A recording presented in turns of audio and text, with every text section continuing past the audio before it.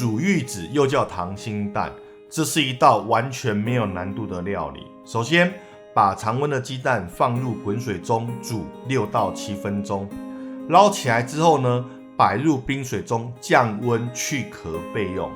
去壳的时候可以在水中操作，这样会比较容易去壳。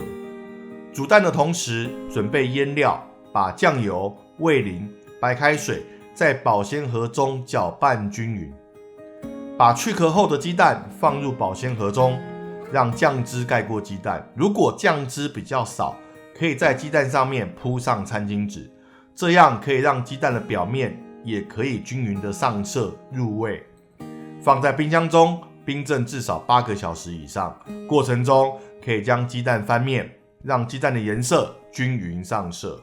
经过8小时之后，一道美味的溏心蛋就完成了。